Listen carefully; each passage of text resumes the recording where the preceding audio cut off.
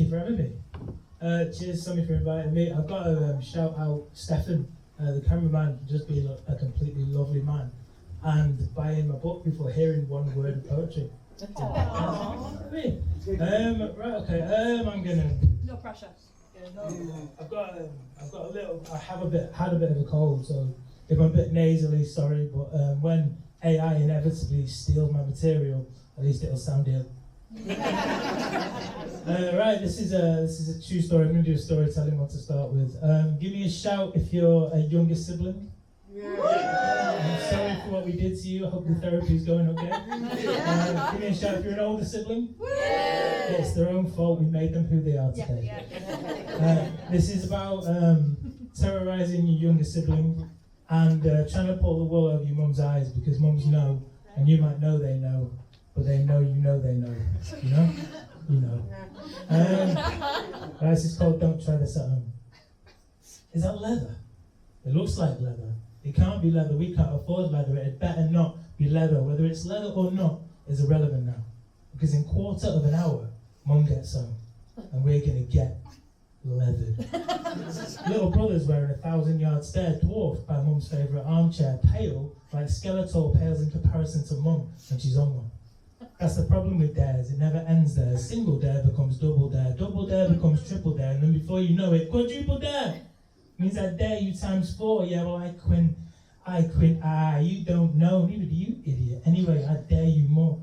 That was 4:30. Fast forward to 20 to 5, and I've transformed from 12-year-old Mancunian Muppet Dave Viney into 12-year-old Mancunian mercenary Dave Rambo. Tea towel tied around my head, and instead of an M60 high-caliber machine gun, I've got a kitchen knife. They're easier to come by, and I'm brandishing it. You can't just hold it in your hand. I know that because I read it in the paper. And I'm standing 5 feet or so away from a younger brother who could be better, in a chair that could be leather, telling him, don't worry about it, this is a classic knife throwing stance. I saw it in a film, feet shoulder width apart, arm folded at the elbow, blade gripped between thumb and forefinger. Now remember, don't flinch. Listen, I have no intention of throwing this knife at him, but I'm his older brother. If I don't make him fear for his life, then who will? Through the wall to next door, we hear a low rumble. He hears next door's tumble dryer. I hear a drum roll.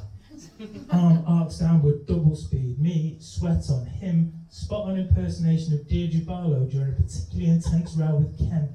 All bulging eyeballs and neck veins, and then the unthinkable happens. Not Ken and Deirdre having makeup sex, shame on you. The knife slips out of my grip, too quick for quick thinking, blinking you'll miss him, flinching, and me closing my eyes, saying my first prayer since primary school. Eyes screwed tight. Unscrew left, unscrew right, no knife at first sight. Health check, face traumatized, neck, shoulders rigid, arms twitching, torso, legs disco.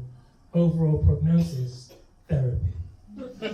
So where is he hiding this knife? Little brother stands, legs Bambi-fied, walks 4 feet as fawn, leans on a wall and lets out a loud non-punctured lungful of WTF. That's what the flip, he's only 7. His lust for life is just beginning, but I know my life is finished. Mum gets home in 10 minutes, no, neither of us wants to admit it. There is definitely a kitchen knife sticking out of her favourite chair. I beg the clock to stop ticking, but it's just a clock. I beg the sun to stay out, but it's getting dark. I have one plan. Run away and live in the park. Little brother's not listening, he's still in shock. I hear a key being turned in the front door lock. Cheers, thank you.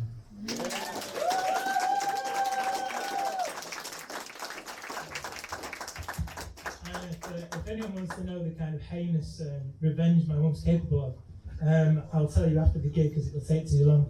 But I will say this, never ever say to any mum ever, you're so materialistic. Not if you got anything you fucking care about. I get a lot of trains in this job to workshops across the country and to gigs. And one thing that I've noticed, I'm sure some of you will have noticed this too, is that there's quite a lot of rail networks that are shit. Right? Really shit. And the like gold standard of shit is Northern Rail. If you don't know Northern Rail, their slogan is sorry not sorry. And I got so bored of listening to their excuses that I've started writing my own. I've written 4 so far. Full disclosure, the 4th one requires a prerequisite knowledge of a really famous film, and if you've not watched that film, I can't be held responsible for your terrible life decisions. Number 1. We are sorry that the 10:28 Northern Rail service to Hebden Bridge has been delayed by approximately 25 minutes. This is due to a pigeon shaking its head and staring at the driver in a manner that he considered to be ominous. See? Already better, right? There's the camera. Northern Rail, if you're watching this. Number 2. We are sorry that the 1342 Northern Rail service to Newton the Willows has been delayed by theoretical illusion. This is due to the driver watching a documentary on quantum physics and insisting that time is merely a function of our blurred human perception. Number 3. We are sorry that the 1010 Northern Rail service to Blackpool North has been delayed by TikTok. This is due to the driver checking his phone and being sucked into a digital wormhole. Northern Rail apologises for its role in the inevitable downfall of the human race. And number 4, I did warn you, and it's full of spoilers, so Saj, you won't be able to watch it after this because I'll fucking ruin it for you. We are sorry that the 8:28 Northern Rail service to Manchester Oxford Road has been delayed by approximately 70 years. This is due to the fitting of a flux capacitor in error, causing the train to tear a hole in the time-space continuum and travel back to 1955. Where the driver was forced to encourage his future father to have sexual relations with his future mother in order to ensure his own existence. Thank you.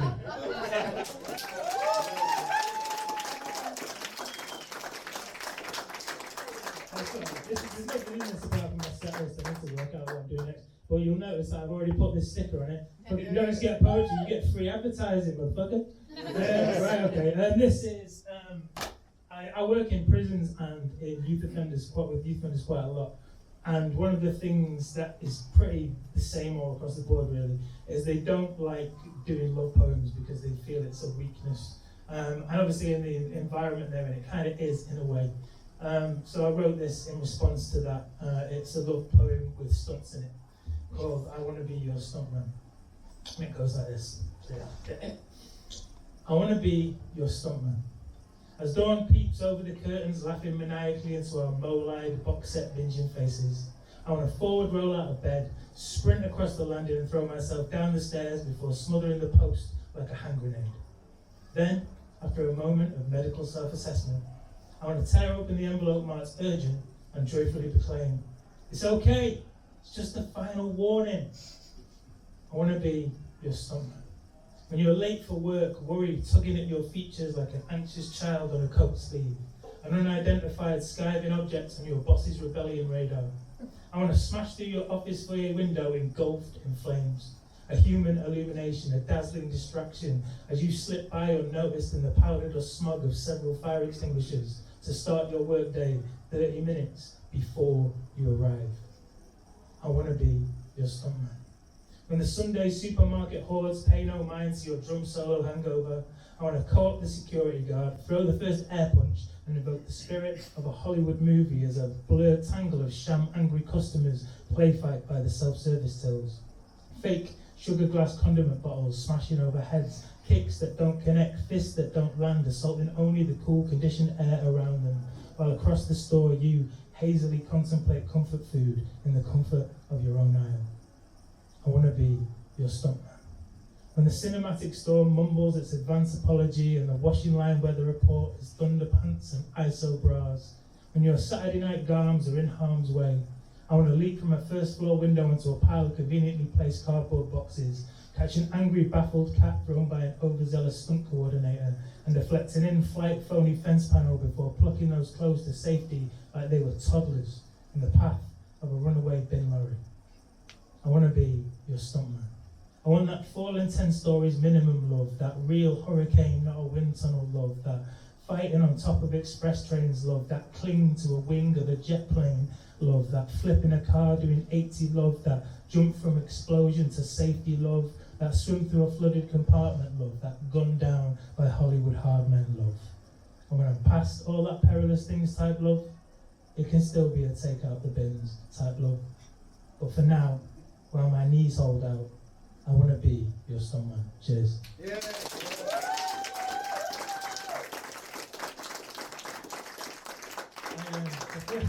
The first time I did that in a prison as a response, a guy called Danny came up to me afterwards and he said, "Dave, that was very moving, you soft twat."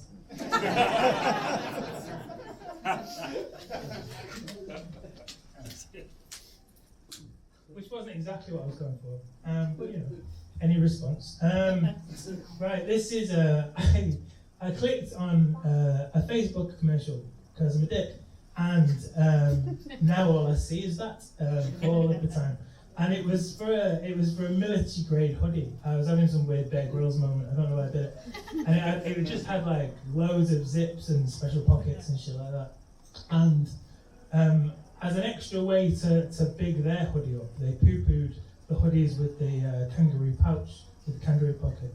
And the way they did that, they had a guy in a hoodie looking really glum, and a voiceover guy just says, "You're not a kangaroo, you're a man."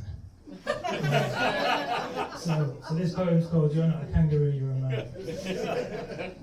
You're not a kangaroo, you're a man. A man who sees a pouch in a hoodie and laughs at its inadequacy whilst simultaneously smoking a cigar, putting up a shelf and drinking a pint.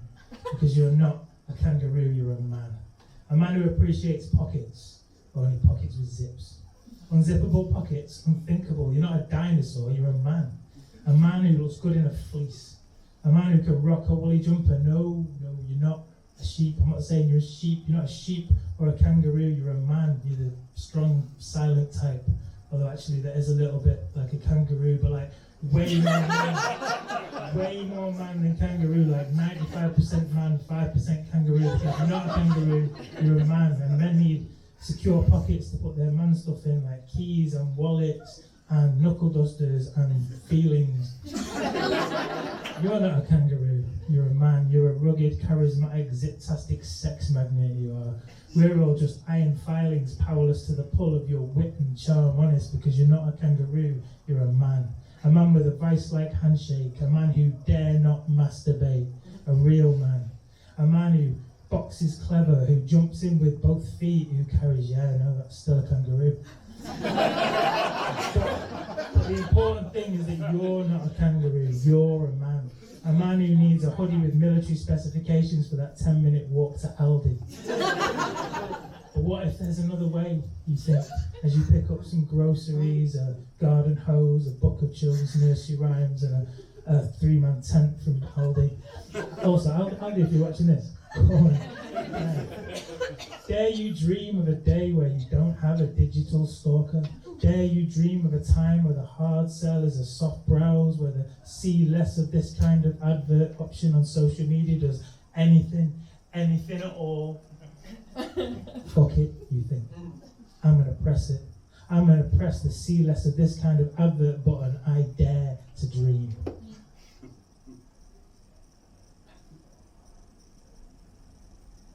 You're not a man, you're a kangaroo. Thank you.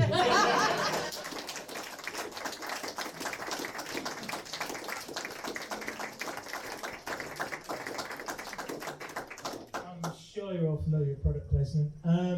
I've got books with me to sell with the little machine cardy thing or the filthy COVID cash, completely up to you. They are £10 or 2 for £20 if you like a bargain. It being Christmas and all. I'm going to do one last poem. It's quite long, so that's why it's the last one. It's not in the book, but I have printed them off and I'm happy to sign it if you like the poem and I don't fuck it up. We'll see. That's it? Right, okay. Oh shit, props. I'm not going to use it for what you think. Right, this is called The Dance of the Damned. After almost 300,000 years of watching mankind flirt with self-destruction, the devil got bored of our failure to seal the deal and decided to speed things along. He'd create a device that looked like hope, but hurt like hell. He would disguise it as a godsend, and would you Adam and Eve it, it would have an integrated game called Snake.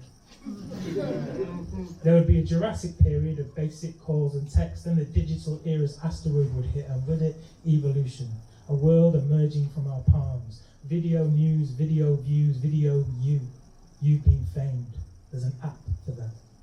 He knew we'd play nice at first. Dancing dogs in parkour, baby eats ice cream, gets brain freeze, drunk falls out with gravity, 10 do's and don'ts for dating, your daily dose of dance routine, wholesome and then some. But then our true nature would creep in, a platform for every Tom, Prick and Harry. What could possibly go wrong? Well, more division for our differences, aggression with no consequence, addiction to validation, global misinformation, a fan base for false idols, rage bait for strangers, comparison, envy, influence as transaction, an infinite rumour mill for conspiracy, all of the information, all of the time. And it was at this point that the devil looked at his to-do list and thought, I'm going to need some help. Step forward big tech, who pledged to helpfully arrange all of the information into bite-sized portions to be rammed down mankind's throat in a kind of mental health foie gras. All of the information, all of the time, served with all of the pressure, all of the time. Remember, busy means successful. What is the perfect work-life imbalance? Must be everything at once. How to weed out weakness in 3 easy steps. Don't worry, you can sleep when you're dead. All of the information, all of the time, served with all of the passive aggression, all of the time. Oh, is that your face? Sexy McFit face swears by the only one stopping you is you diet. Monday's meal is kale, pan-fried in the tears of a Tibetan monk, wrapped in the aura of spandex, seasoned with the illusion of free time. How are you? As a rhetorical question. All of the information, all of the time, served with all of the horror, all of the time. As mundane as murder, as generic as genocide. Wolf returns sheep's clothing, wolf starts wolf's fashion line. 10 hacks for the attacker. The devil was having a whale of a time. It was everything he dreamed of, a space starved of joy, a massacre masquerading as debate in the comment sections of life's online argument, where calls for peace were met with laughing emojis and empathy was a bath to be drowned in. A place where people chose hand-me-down hate over how do you do handshake, and language was limited, bland, repetitive, a cachet of catchphrases to be used and reused, bore off, libtard, wet white, crime on. A place where people were not content with content, enraged for engagement, reward, deception, fire sale on sincerity. When it's gone, it's gone. All of the information, all of the time, served with all of the consumerism, all of the time. Click on brown boots with black trim. Today a £2,000 bomb was dropped next to brown boots, black trim. Teenager stabbed in park next to brown boots, black trim. How to manifest happiness with brown boots, black trim.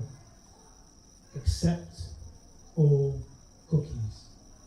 Focus Pocus, the trick to managing your ADH. 5 phones that will make you more fuckable. A renter's guide to surviving your landlord. Apparently mold is not a period feature. All of the information, all of the time, served with all of the fixes, all of the time. Therapy as an app. How to avoid therapy with brown boots, black trim.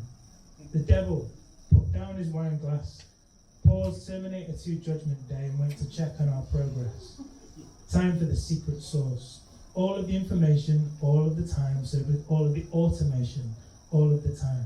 Hey AI, draw me a picture. Hey AI, write my assignment. Hey AI, imitate my art form. Hey AI, what is the correct sequence of sentences? Hey AI, what words will make people feel? Hey AI, write me a thesis on morality. Hey AI, what is the empathy radius of bloodshed? All of the information, all of the time, looks like hope, hurts like hell. The devil finds work for idle hands. This season's troll goals, mind how you mindfulness, how to break through that breakdown. A video of somebody reacting to somebody reacting to somebody reacting to Pandora's unboxing video. The latest craze, the dance of the damned. Like and subscribe. Thank you for having me. Cheers. Bye.